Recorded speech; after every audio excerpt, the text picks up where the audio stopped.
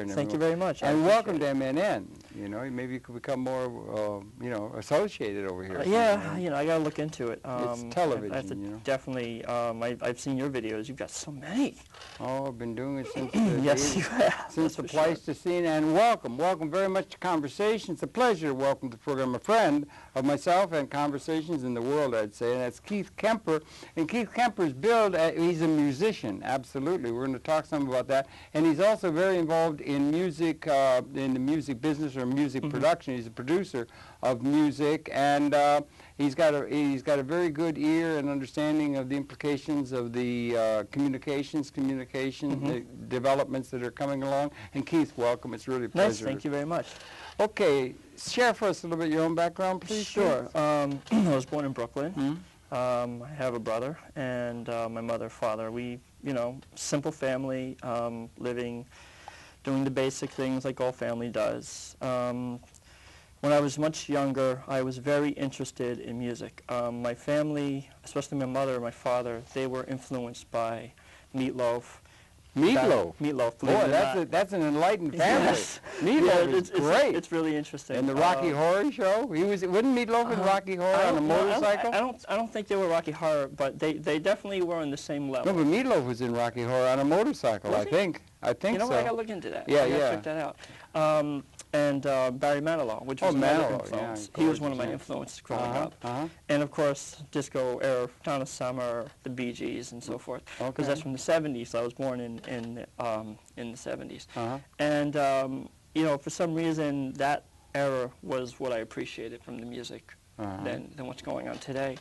And at the age of 7. My parents realized that I had the gift to play by ear. That's what you said. Yeah, and you know, so my grandmother one day she bought a little keyboard for me, and it was for like my 7th year Christmas present. And I would sneak out and sneak early in the morning, and I would check out, and I saw them rapping, and I'm like, wait a minute, what is that? And during I did Christmas, and next thing I know, I get it. I'm really excited about it. And it's this little bitty toy. It had like these 4 buttons. Disco, bossa nova, Latin, and I think a tempo button. Really? Yeah. And it had, some small keys. And, basically, next thing I know, I'm playing Star Wars with 2 fingers. I was like, oh, this is really cool. And, it must be nice to have a feel for that. Like it's just great. It's great. It's, like I said, it was a gift. It is a gift. It is a gift. And, as I got older, I realized that this is really what I wanted to do. During my elementary days, going to elementary school, I would, at home, while I'm doing my homework, I would literally listen to the radio, and I would just learn all of the different songs that the radio was playing. Michael Jackson was really popular at the time. Whitney Houston. He was bigger than life. Yeah, exactly. Whitney Houston was big then, and Madonna, and just that whole pop era. And that was the generation that I remember growing up listening Never to. caught into classical and that kind of thing so much? Not as much as I should have. Okay. Because it's funny you mention that, because I ended up getting into that type of music. Did you? As I got older. Basically, the instrumentation of synthesizing instruments together with using technology of today's era, using MIDI. I'm sure you're familiar with Well, MIDI vaguely, yeah. I know Kurzweil synthesizer, Moog synthesizer. Yeah, in fact, if I remember, you had Kurzweil on your show. I did. He's a great inspiration to me. Yeah, and I think he invented MIDI, which is really fascinating to me. MIDI is a program, or what? It's a programming language that synthesizers and drum machines and different devices that are used in the studio, they communicate with each other and are usually connected to a computer, and the computer usually has sequencer tracks that allows you to play each track separately, and you can instrumentally program each instrument to play a part. Isn't that using wonderful? It's fascinating. You can compose. I mean, you can... And that's really what I was interested in. Could I back up for me? You said were you 7 when you got that little machine? Yes. Did you say? Yeah. And what was that machine? It was called the Bee Gees Rhythm Machine. Bee Gees Rhythm Machine. It was actually based on the Bee Gees group. Oh, really? Okay. And I didn't know this until I got older later on. In fact, I purchased one off of eBay just to have it as a collector item. Right. But you had it as a youth, and you cottoned right on. You just took right to it. Yeah, exactly. okay. I was, and so when I was going to during my school year, I was going at home and constantly listening to these songs, and I would just learn how to play them on the keyboard. So as I got older, of course, you could hear a song and then you could play it without. It took some time to learn, but yeah, my ear was pretty much. I was in training. I was like training myself. Yeah, I heard you say that. By listening to different chords and arrangements and structures. You said you could play by ear. Yes. Yeah. There used to be a term you could play the piano by ear without going through the lessons or something. Yeah, and that's what I did. And that's a special kind of thing. There's a thing about being on pitch if you're a singer. Is that yes. another thing? Yeah, even though I'm not a singer, although I do work with singers in the Yes, studio, I know you do. Yeah. I coach them, but I'm not really an actual singer. I don't really consider myself an artist in that respect. I consider myself more of a composer, writer in that respect. So as I'm going to school, I'm learning and so forth. And as I was close to graduation, in high school. For high school. During my high school years, it was probably the best time of my life. I had the ability to, I had freedom to take my craft to the next level. And the principal saw me playing one day in the auditorium. There was a big piano. Every auditorium has one. Yeah. And I was playing the piano, and the principal came up to me and said I'm not allowed to be there. So I said, okay. I walked out, and then I pleasantly came up to him. I said, I would really appreciate it if I could practice during my classes as long as I keep my grades up. And he was nice enough to do that, and I'll never forget the fact that he did that, because he literally influenced me to move forward with my music. It was important for you to have that piano available to you? It was. What was it that the piano presented to you that you didn't have? It presented my ability to practice. Practice on a piano? Yes. And I would be playing all these improvisational pieces that I've written. I would just improvise, and next thing I know, I would be turning them into songs, learning about structural. And I learned, for some reason, it's just this in me. I learned how to arrange properly, how to do your verse, how to do your chorus. And I would be writing melodies and chords and structures. And the runs, I would learn the runs. And and somehow, like I said, I just taught myself all of this. So I taught myself how to play. And as school went on, people started noticing my ability, and next thing you know, I've had people coming in from... While you're playing on that piano. Yeah, the janitors, some teachers came in, and they were like, who is this kid playing piano? And it's funny because the auditorium was big, and the second floor residented, and they actually heard me playing. Yes, right. And on the second floor was the music department. It was really interesting. And they came down to find out what was going on. And you could make a movie out of that. Do you know that? Mickey Rooney could play you? I don't know. Yeah, really. It would be interesting. It would be an interesting idea. And so then they invited me to join Sing in my 1990 year before I graduated. What is Sing? Sing was the school armada. They would allow students to get together, and they would just do different musical clips from different groups, different artists, and they would just get together as a band, and they would perform. And so it's funny because I was so worried that I was not going to be able to learn the music, that because everybody had their sheet music, and I never learned sheet music. Everything was done by ear. And I was so worried that I was going to not have the ability to learn ahead of time. And it just so happens that I learned all the songs ahead of them. And it was just like really cool. So Sing went really well. It was a really great experience. You're still just getting out of high school. This is just getting out of high school. Let me ask you, when you're in high school, you're doing all the music. That's a very interesting thing. Were you also involved in your other academics, history, geometry, algebra, all those things? Were you doing basics, okay in that? Science. But you didn't have... You had a real passion for the music. Yeah, right? Music is really what kept me going. In fact, if I didn't have the piano in high school, I probably would have gotten into a lot of trouble. Stark raving It kept me mad, busy, and it kept me out of trouble. I think it's good. If we all had something that would keep us busy in a creative way, that would make for a far better world, don't you think? I think so. I think that, sadly enough, that the school system now is taking the music out of the curriculum. It's really, really bad. It's terrible. It seems to me the educational thing is just falling apart. They're doing all these tests. Everything's to a test and everything. And they're undercutting all the input, the fluff like music and art and things like that. And it's really a shame because a lot of these kids really want to learn. And it would keep them out of trouble. They wouldn't get into gangs as much. You wouldn't hear about you know, kids skipping school, they would appreciate. They would have something to appreciate. Yeah. Let me ask you another thing, if I could. That was that piano. That was a piano in the auditorium. Was it a sine wave grand or something, or do you know? It was a Baldwin. Okay. Yeah. Now I've heard tell that with the synthesizer, at Kurzweil, there's Moog, there's others, you know, that kind of thing, that you can play, or they had a thing where they had people who were professional musicians, you know, classical and all that, and they had people play I think it was Kurzweil. It was a Kurzweil. They played a synthesized piano, and then they had a person playing on a sine wave grand, and people were listening. They could not tell the difference between them. Does that make sense to you, or is that in today's day and age, because of sampling technology? Sampling. We want to get into that in detail, but go ahead. It's getting to the point where it's pretty much almost identical, where it won't be anything different, and then in the future, the piano itself is just going to be a collector's item. Isn't that a great and good liberating thing that that's coming? Or what do you think? I think that there's still musicians out there that appreciate the real deal, but it's an economic thing to just get a keyboard, have the piano sound, and then just ready to go. And you can put, with those synthesizers and that, you can put all kinds of things into that, an individual. You can get a drum, and you can get a French horn, and you can compose. Exactly. And you can hear it. Exactly. That is a tremendously important development technologically. What influenced me with that end of things is after I graduated, they invited me back, which was really a shock. To the high school? The high school. For a concert?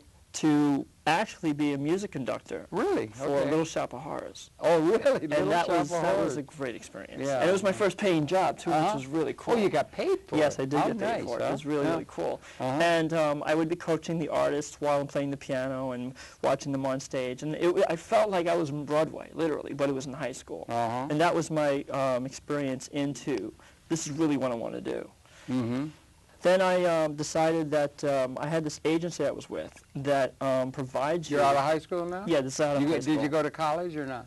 I went to college for one term, but we'll get into what happened with that situation, because that's actually a funny story. I had this funny stories. I had this agency that my parents decided to enroll me in, which basically they find what you're best suited for, like a tool.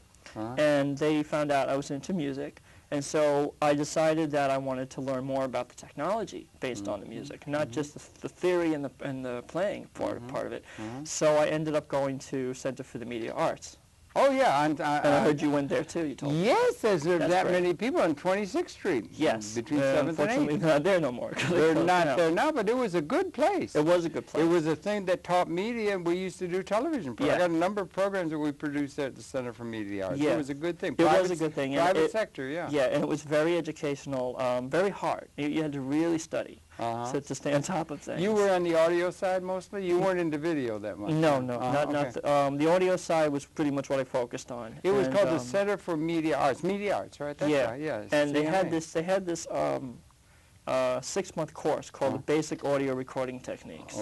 And basically you would just sit in a classroom taking notes based on the theory of engineering and audio, based on what an LFO is, what ADSR is, and all these different parameters that they use now. I, for instance, have no idea what those things stand for. It's a process. Yes. It's a process. Like any discipline, there is a jargon and technology, So then I found out they had a MIDI room, or the MIDI lab.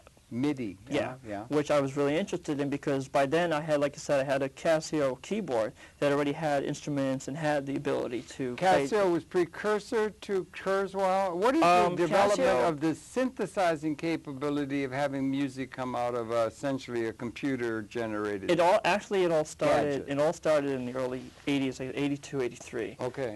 Multiple companies ended up inventing modules, which were just boxes that had instruments built in, and they were allowed to synchronize to each other through MIDI, through the connection, that allowed them to play the instruments.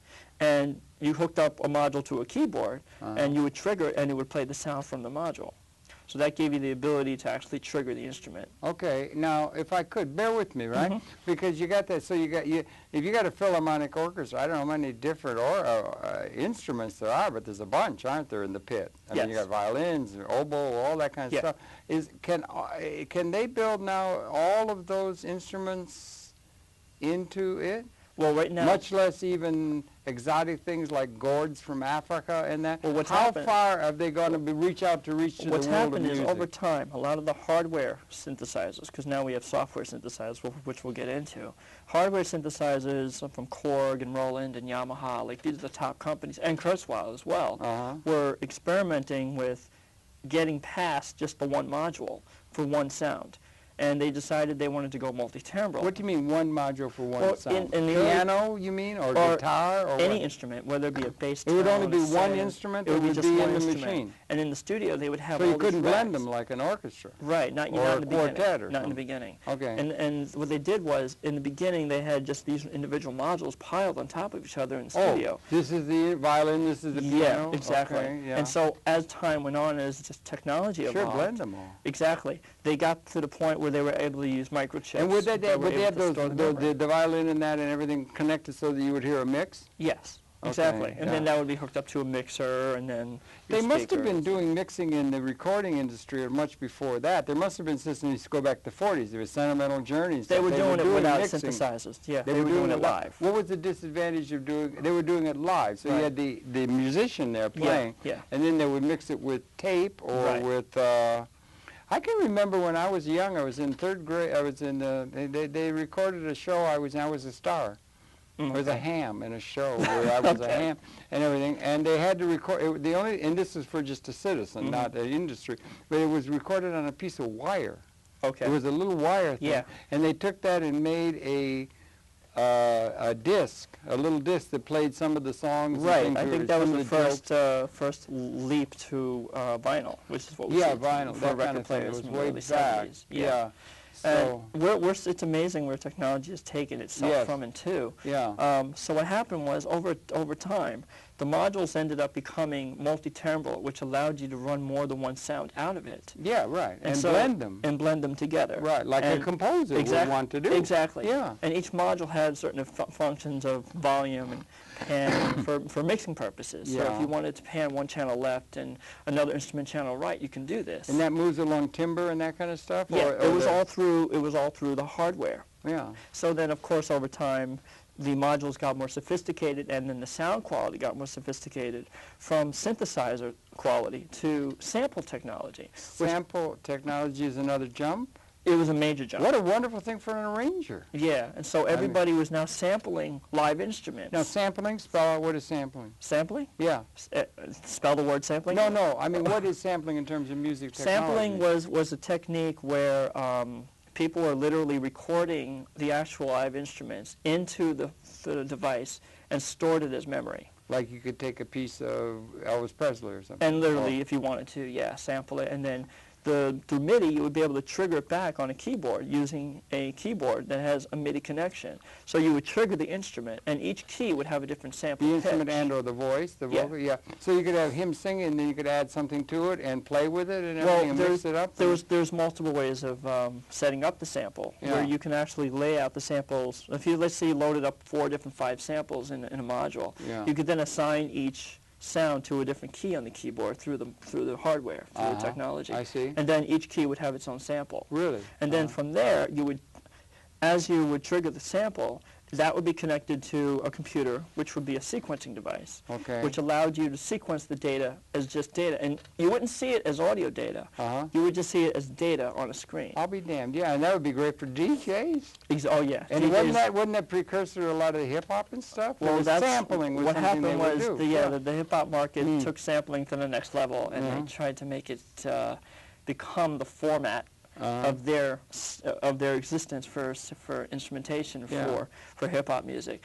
Most of hip hop has been done by sampling, It has, and yeah. of course companies like Akai came up with a big device with a whole bunch of pads on it, and you would trigger these pads for different samples. The Yeah. Akai, and it was like the MPC 60. And how do you match those things up and everything? Don't you have to match it up? Because if you're playing Sentimental Journey, everything has to be tuned into Sentimental Journey. Exactly, And and how do you get that? The sampling, the technology that's within the Unless you sampler. want a kind of cacophony, or maybe there's something that comes out of a bunch of mix of things that has a unique sound more than the blend of the whole. Well, what happened? Well, what they were able to do was basically the sampling device, which was the hardware, had the ability to change pitch and alter as well as time stretching, which would allow you to change the speed without altering the pitch. So there was these two different functions that they were ability. In the very beginning of sampling, they were just changing the pitch. So they would try to synchronize it to the tempo that they were working with. Had you studied a lot of music theory and so forth, or did you need to? Or No. could you do it because you could do it by ear? You were gifted I never learned theory, but I did train myself to learn chords, melody, structure, keys, different scales, and so forth, to better myself as a musician.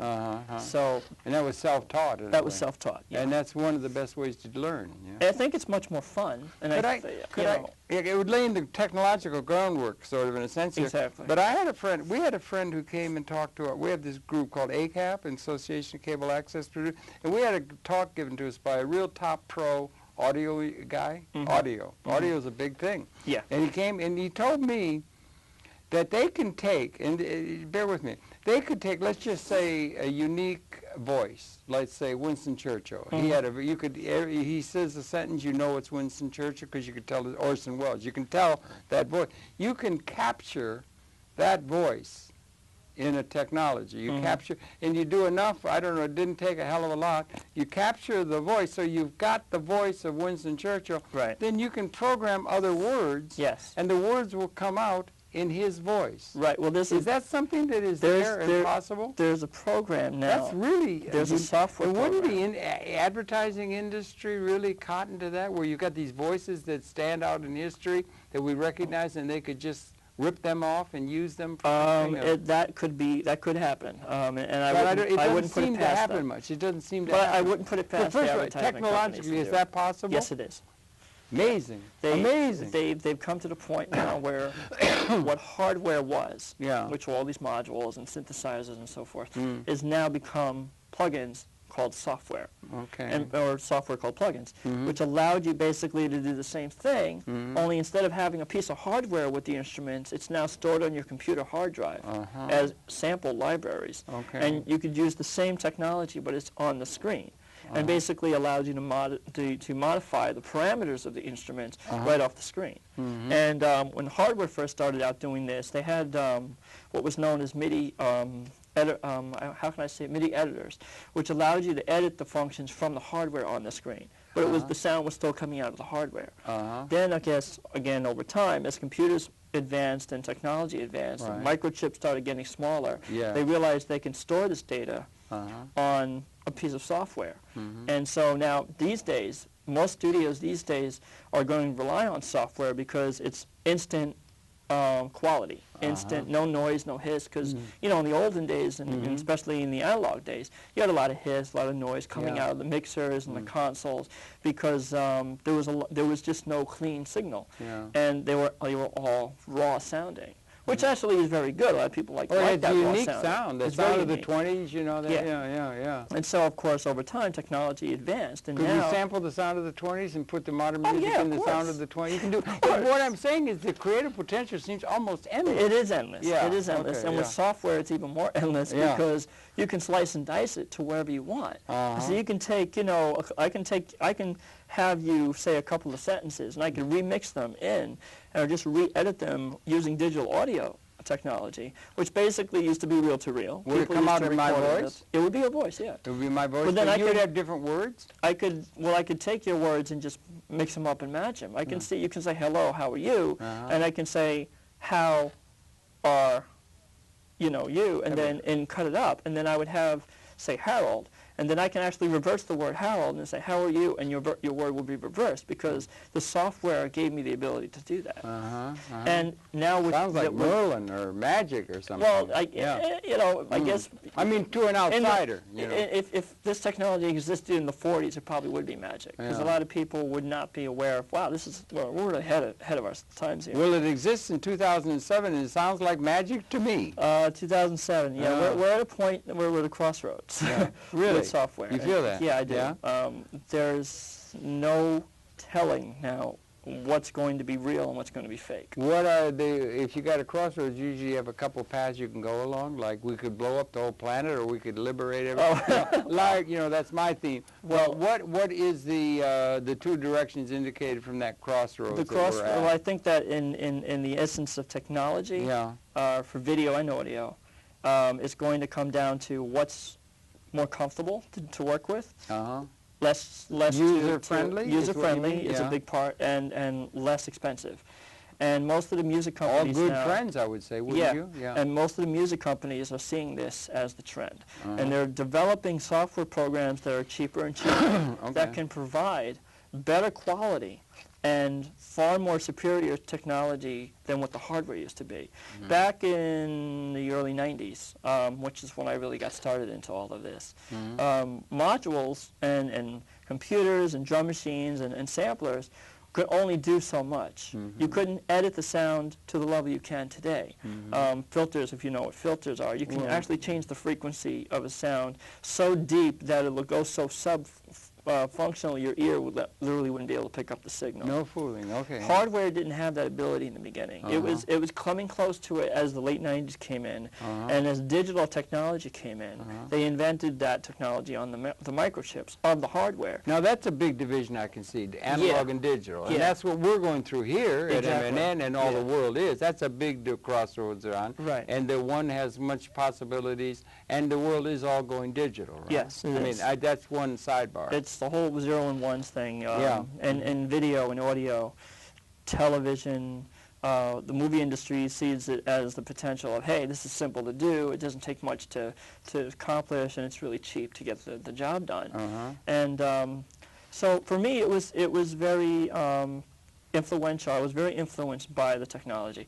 And so as I got older, you know, you hang out in Sam Ash and you see the gear and you want that keyboard. Sam Ash is a store that sells guitars and musical instruments. Yeah, it's a music store, very famous store. And what really influenced me in all of this was I met a friend of mine. His name is Xavier Bernard. And he was just one of those guys in the store hanging out, and he had, you know, some knowledge of producing. He had some knowledge of arranging in the actual production standpoint. And we became friends, and he invited me over to his house, and he demonstrated to me exactly where all this was going, the drum machine, the sequencer, the sampler. What year this is? This was, I would say, 1990. I would say it's 17 years ago. Yeah. Yeah. And so I learned pretty much how to get around that. And all while this was going on, I was still going to school, so I was like going back and forth. So I was teaching him while he was teaching me. You were going in high school or Center for Media Arts? Center for Media Arts. Okay. Yeah. How long did you go there? I went there for about 4 months. I didn't complete it because I needed to get a job. All right, sorry. By the time I wanted to go back to graduate, because there was a graduation course after the basic recording. Yeah. After that, I decided that you know, I needed to move on, and they closed, so I never got a chance to graduate. I remember they closed. It was sad. Yeah, they were closed. And from what I understand, it wasn't on good terms. From what I understand, they owed a lot of people a lot of money. Well, it's hard to run an educational institution based upon the media. Is much on. What do we have comparable to where the Center for Media Arts was now in the cultural educational? AIR. AIR is the newest institution now. Where is that? What is AIR? AIR is, I don't know exactly where they're located. I've done the research, but they're the other school. They were opposite of media arts. Oh, I see. And they're still in existence. And they're into the media arts, right? Big time. We should be aware of that over here now. You know, is that in Manhattan or Brooklyn? Or, in Manhattan, yeah. In Manhattan. I'm going to look that up. AIR. Audio Institute of Research. And they always had Center for Visual Arts on 23rd Street for graphic artists and that kind of stuff and everything. Right. So, but I still don't think we have enough attention given, since our public institutions seem to be sloughing that off as fluff. Right. As you said earlier, in favor of, I don't know, science or something, you know. Well, you know, music can be a science if people, you know, understand it. It really is a science in some sense, because there's a lot of math involved. There's a lot of course, reading involved. There's a lot of understanding of synthesizer techniques. Like if you're into synthesis. Synthesis is a world in itself. Yeah. Forget about sequencing and forget about drum machines and getting into producing. Synthesis in itself is a science, because synthesizers have so many functions that you literally would study probably for the rest of your life. because it's always advancing. Uh-huh. So of course, I really got into this, and being influenced by musicians like Barry Manilow and all these other artists, producers as well. I looked up to people like David Foster, who produced almost every artist from the industry from the 80s into the 90s. Really? And Celine Dion was his top artist. Oh, yeah, she hands was down. huge. Yeah. He was her producer. There's still that basic thing about the human quality of the talent. Oh, big time. Talent is a one thing that both instrumentally and yes. and a human voice. Yeah, and I don't think that's ever going to go away. And if it does go away, we're in trouble. Yeah. Because as it stands right now, the music industry is suffering because there's not much talent left. You can't take my voice and make it sound like Caruso. You know, I said before, you can take it. I could sing the aria, and it would come out like Caruso by capturing. To a degree, but how it wouldn't. Close could you get to make me be Caruso? It wouldn't sound natural. No, good, right? You got a long stretch in order to get to Caruso. Yeah. Pavarotti he just passed. It was such a sad thing. When I found that out, I was really. He was a great loss. He's one of the greats that I can honestly say. And we still have the greats of the composers, the arrangers, Duke Ellington, that kind of stuff, jazz, new forms, all that kind of stuff. And what's not mentioned much, of course, major name in the movie industry is John Williams. John Williams is one of my influences as well, which is what got me into getting into synthesis and scoring. He did, the scoring of a movie vehicle is hugely important, isn't it? Yes, it is. It really is. For me, and he's one of the greats. He is. To me, I think he is the Bernstein of our generation. He died. I don't know if he died in the early 80s. I think you have a piece somewhere. I don't know if we have it available to us now, where you took a piece, an opening to a show, and you put a different score under it. Well, that would be on the YouTube site. Yeah, there was a YouTuber. I don't think we have access to it. Not at the moment. But to get the score for a vehicle like a movie, everything's going multimedia in a way. That's good for you to get over into video, don't you think? Yeah. I'm trying to drag you over to video, right? I'm getting into it slowly. I'm getting into it slowly. I'm appreciating the fact that I realized that I have to do it myself. Because you know the term autodidact? That means self-taught. Oh, okay. Rather than lining up what the sergeant tells you to do, you're doing it because you're really interested. Right, and I am self-taught. My prediction is that if you get interested in it, looking back on your history and so forth, that you'll take to it like what they call, there's an old-fashioned term, a duck to water. Okay. Well, it is coming to me. I mean, I have software programs that are giving me that ability.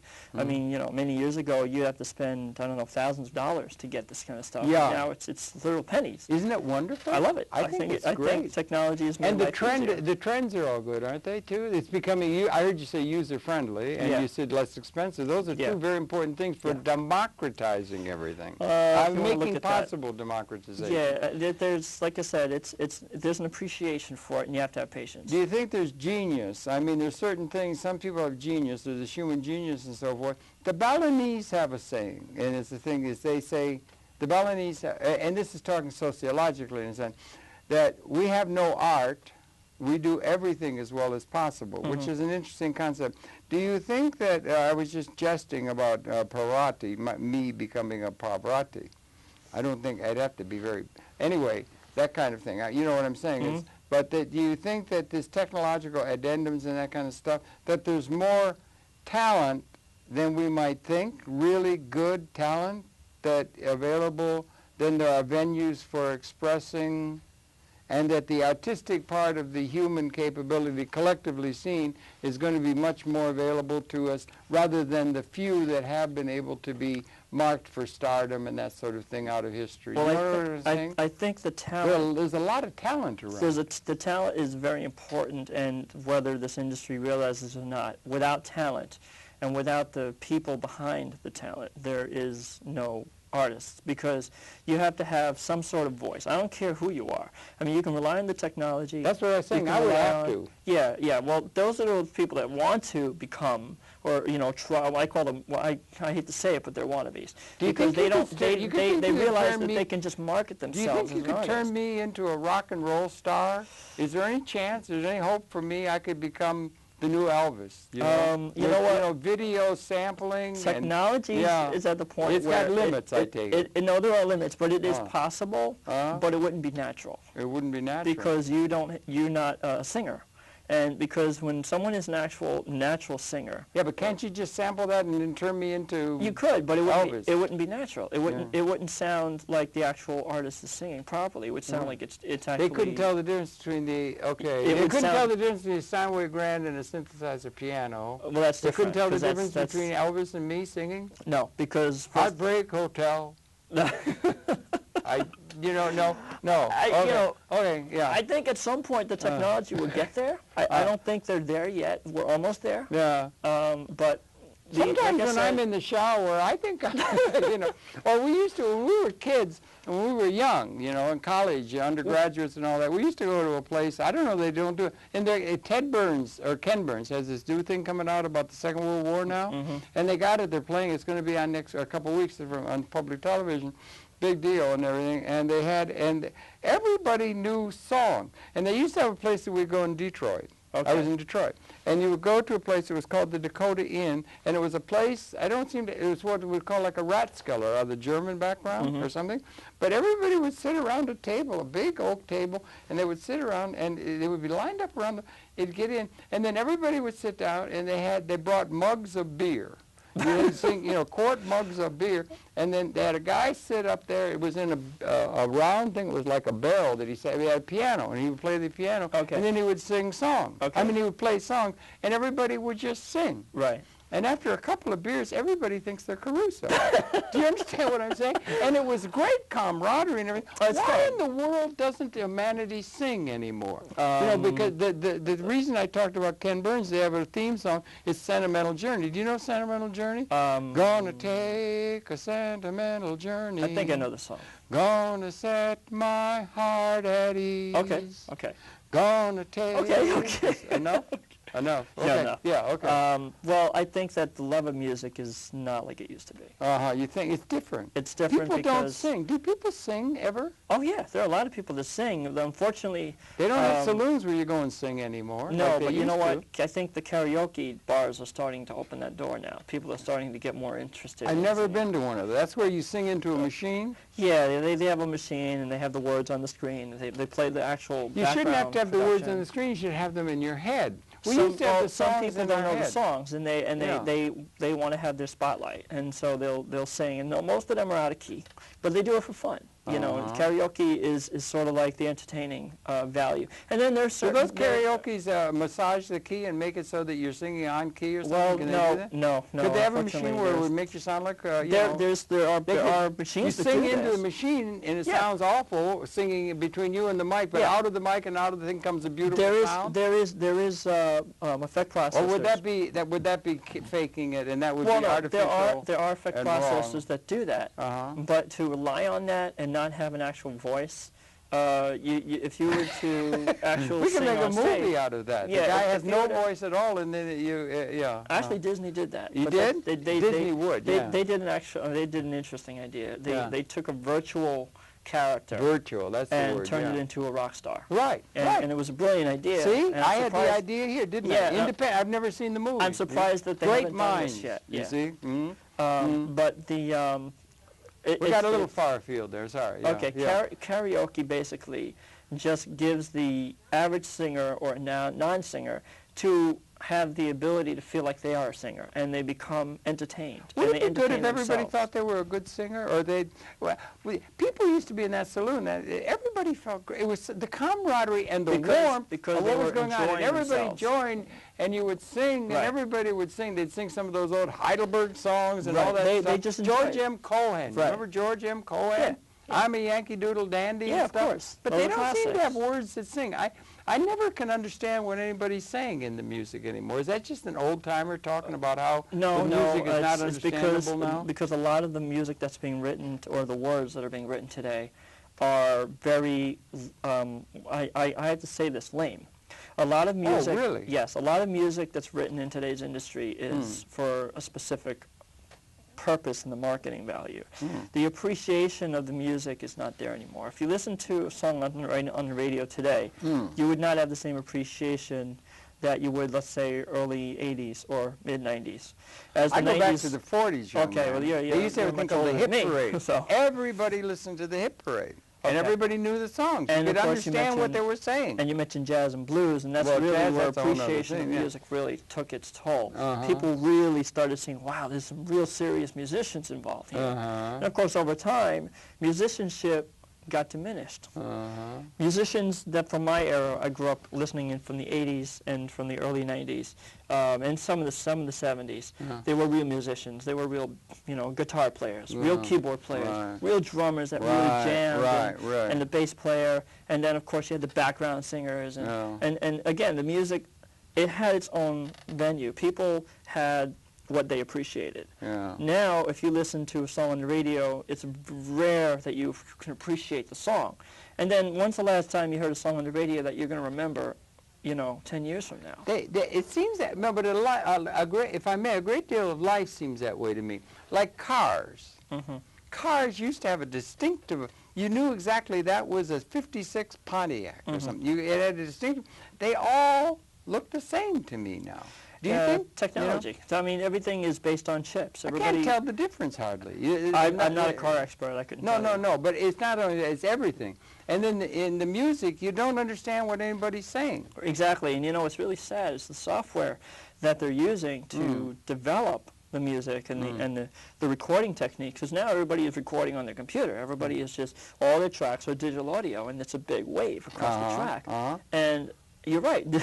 But no one is actually writing anything worth listening to. Why? Because why aren't, with all this capability and they're making it so easy, why aren't we getting Mozarts and stuff, I think it's the lack. And new, beautiful sound of the spheres. I think and it's lack. Genius from every corner and I everything. think We it's should a have lack a of- renaissance going on. I think it's a shouldn't we? lack of Maybe we're musicians. laying the groundwork for that. I think it's lack of musicianship and lack of discipline. Well, like you said. discipline. Musicianship is inborn. You had an inborn sense, Yes. you said, of being able to do it by ear. Yeah. We were here with Miss Ebersol the other day, and she had a recording when she was 3 years old that her dad has. I want to hear, and she was perfect pitch. Yeah, I saw that interview. It was great. Perfect pitch. She had it like that. That was the thing. At 3.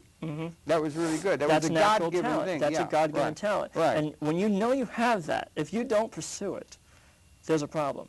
Because then you're pursuing something you're trying to be. Yeah. Wannabe, they got a term. Right. If you can't sing and you think you can, and this is, I work with a lot of artists in the studio. What if you can't? What if you can sing and don't think you can? That seems to be the thing that's there so much. Confidence. It's all confidence. It's all It's all confidence. about confidence. When I work Norman with a singer, Vincent Peale, where are you now that we need you? right? When I work with a singer in the studio and I'm coaching their vocal, I usually coach them based on how comfortable they are. And if it's an artist I know that can sing, then I'm not really going to step in and say too much. I'm just going to let them do what they want to do.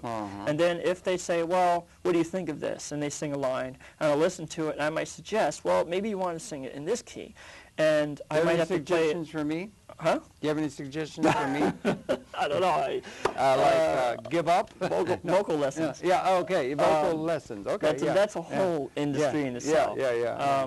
So what I do is basically I'll make sure that if an artist is not in key, I'll make sure they are. And usually I'll use a keyboard. I'll play it on the keyboard. I'll play the melody. And I'll say, I want you to sing it this way. And I'll be training them as they're recording the process. And they'll understand, oh, that's what you meant. And then they actually record it, and then they hear it back, and like, wow, that's a major difference. Yeah. Of course, these days, you have effect plugins, which are software processors, which what hardware used to be, the reverb unit and the delay and all these different effects to make your voice sound real pretty. And now everything is software. That there's a plugin that's called Auto-Tune, which basically automatically tunes your voice to whatever you're singing to.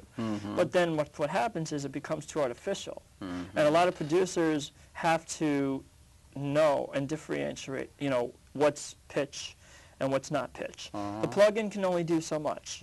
It'll make it picture perfect, but then if you're singing off key within a line, the plugin won't know this, and it'll actually throw you off key. So you have to have some knowledge in music to understand the plugins and all these other I think the other thing you processes. said we need is discipline. There's not enough Discipline is a to big stick part of this through it, thing. and people are not ready to stick through what you have to do. Pavarotti didn't wake up one morning and start singing like that. No, he probably went to serious training, but he Yeah. probably was naturally born, because no one could be that perfect in his vocal and not have it already in. You're just going to make yourself a better person when you go through the training. Yeah, and it's also a personality thing. Oh, yeah. You have to be capable of feeling great passion and so Yeah, forth. passion's a big part of It's music. like show. It's like an actor or something too, also, right? Yeah. Like that. Yeah. Yeah, well, you know, being a musician, you sort of have to be an actor, but you're behind the scenes. Uh-huh. Or unless you're an actual lead artist, if you're singing on and you're on the mic, then you have to have that personality that's going to, you know, So what do you attract think? other You're people. following the music and you help produce people. We want Yes. to, and we've got a site. We want to bring your site up. Yes. We can do it in a minute or two. But what do you think? Do you think there's a lot of really God-given talent around? I or do. You do? Yeah. That's my thought. The sad I is think none there's of a them are lot being of heard. talent and there aren't enough venues. No. And also, what are the means by which that talent is able to be disseminated? I don't want to necessarily use the word marketed, but that is one way for something to be disseminated Right. so that somebody can hear something. And that's going to be a big issue. How are we going to separate out the really creative stuff, whether it's in the realm of music or anything else, from a huge amount of information that's going to be becoming increasingly available to us with the advance of cyber things, right? Well, you understand what I'm saying? Yeah, I think that, like I said, without talent, there's not much to work with, because then you're fighting a losing battle. When you're trying to make somebody out to be something that they're not, then it's not worth it. Yeah, but And that's it's too much work. that's a major premise you're making now, Right. that there's not talent. What I'm trying to say is there's so much talent, but we don't have the venues for it. I had a friend of mine made a movie. It was funny. It was if I may, and he had it. It was Isle of Lesbos. It was a really funny movie. Okay. A really funny movie. It was really good. And he had this talent that he put together out there in Los Angeles or something. And there's all kinds of people, and the talent was so good, but there aren't, and there's just a few stars in every field. We got stars. I had a friend who was an actor, Benjamin, and he said that all the budget in terms of the industry goes to a star. So you got Tiger Woods. Okay. And then everything goes to the star, and there's all this talent that there's no venue for because it's all sucked up by the star. Right. Do you understand? As a principle, or not a principle, as an indication of the way a society is organized. Right. and Well, forth. you know, marketing. I know it applies to the music business. No, I it guess. is. Music. Yeah. Music is all about making a star, creating a star. And if you have influence, if you have personality, if you have a great voice, if you have an agenda and you know what you want, and you have people representing you, like an agent or a manager, you'll become a star, because they'll get you to that level. Why do you have to? Okay, yeah, all right. Because, and of course, you know, the business side of it, you have to own a publishing company and make sure your music isn't going to get stolen. Copyright, make sure that you own the rights to the music. That's the business side. That's the business side. So you should have that knowledge if you're going to be an artist, because you don't want them to take advantage of you. Because the industry has been taking advantage of artists for years. You think so? Yeah, and terribly so. I think they God for rip them off. Thank the God for artists. technology and the internet, because now people are fighting back. They have that thing. What do they call? What's that association? ACAP? ASCAP. Well, the ASCAP actually is ASCAP is for the person. Yeah. They represent. I know, that's what They're I'm the saying. ones that are making sure you see That's your a money. good thing. Yes, yeah, it is. They ASCAP would protect be the a line. interests of the artist. Yes. Yeah, all right. And their job is to make sure that you get your cut, no matter what. If you're the artist, if you're a producer, if you're a writer, if you're a musician. Now, what if you're whatever getting may it be. distributed, but what if somebody is really great and it gets out and everybody, it's on the lips of everybody in the world, but there's no money made from it? Suppose you get to be where you could distribute, it's just Pavarotti's, like that, and everybody has it, but there's no money made from it. Okay. Is that possible to have a world where the There is- distribution that world of is quality happening. has nothing to do with the market? Because the marketing seems to mess up a lot of relationships and so forth at a certain level, and yet it seems to be essential for the good to get out. Well, I Do you think understand what and it could apply to philosophical ideas. I or think something with too, the maybe. I think with the internet and people, you know, uploading their music now, they can just be free to do what they want. They could be their own distributors. That's a good thing. I think so, because now, because they can either do it one of two ways. They could find their knack to make money, or they can just do it to promote themselves and become famous. Or, You can promote yourself without having, you said you have to have an agent. You say you have with to the have internet, big bucks. You got to have a right. big thing. If you but it's wanted to getting to get- where you can do it if you just don't, on if talent you- alone. Exactly, exactly. You don't. You if think you that wanted is to, that's a great promise. if you wanted to. So Aunt become a Sally star, is good, and it comes out, and it Right. is a way for people to know she's good. Right. And you know, like that. Right. Well, the internet right now is good for promotion. Uh-huh. There is some people making money with it. I know iTunes is huge on that. Everybody and all the record companies are looking at iTunes as their savior now. Uh-huh. They're just taking the music they had in their old catalogs and just uploading it. Right. And so you and I can just go online and create the album we wanted that we couldn't do before. Yeah, huh? Before you had to go to the store, buy, first it was record. Yeah. Then You it had was CD. brick and mortar. Yeah. Yeah, yeah. so now everybody is buying the CD, and they're basing it on the artist they want to buy. And now you're getting multimedia with DVD. And they're DVD, gonna be yeah, everywhere. that now makes Yeah. it interesting to watch video Yeah. and get to see the history of the person, their Yeah. little background, and so forth. When I was a kid, we used to have a thing in Michigan. They had a thing called an attic. Have you ever heard of an attic? It's a thing at the top of the house Yeah. where you could put all the junk. Okay. You know, a big storage thing at the top. It was called an attic. Okay. And you put everything in the attic, and it was great. On a Saturday afternoon, you go up there, and the rain's falling, and you go up there, and there's all this junk. Okay. Stuff that's accumulated. You didn't want to throw it out. But, Okay. And we had a thing up there, and it was a record that my grandfather had put A up record there. player. Yeah, we had one that was a wax. It was a cylinder. We had no device to play it. you know, So, but, okay, it was a record but that player? was no good. No.